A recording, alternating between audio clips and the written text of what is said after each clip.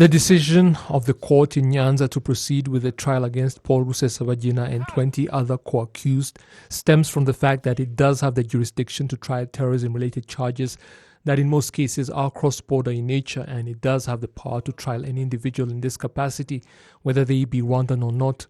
The defense team in the proceedings immediately announced that it is going to appeal the court's decision and also present a new objection related to it, sparking heated debate in the courtroom when questions were asked about what this new objection is, and the defendant's lawyers said they need time to prepare their complaint after consultations.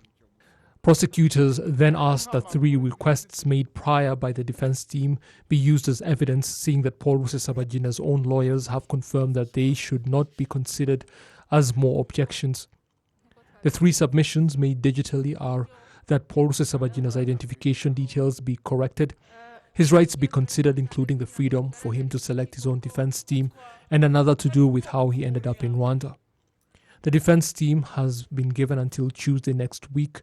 to properly prepare their latest objection and explain why they believe the trial should not proceed. And it was also decided by the judges that objections raised by 2 other defendants in the group, Felicien Sanzubukire and Anastase Munyaneza,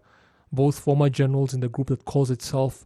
the CNRD, before they were captured and extradited back to Rwanda in 2017 as per a UN Security Council resolution.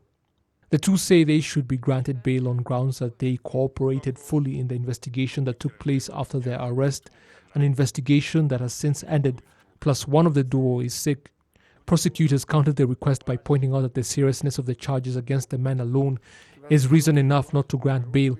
and the group they once fought for still exists, meaning they may very well try to rejoin it the first chance they get. The court decided that their bail request will be examined and a decision announced on Wednesday next week, 2 days before Paul Rusesabagina's latest objection is deliberated on. All 21 defendants are on trial because of their involvement with the FLN group formed by the MRCD coalition that was led by Paul Rusesabagina.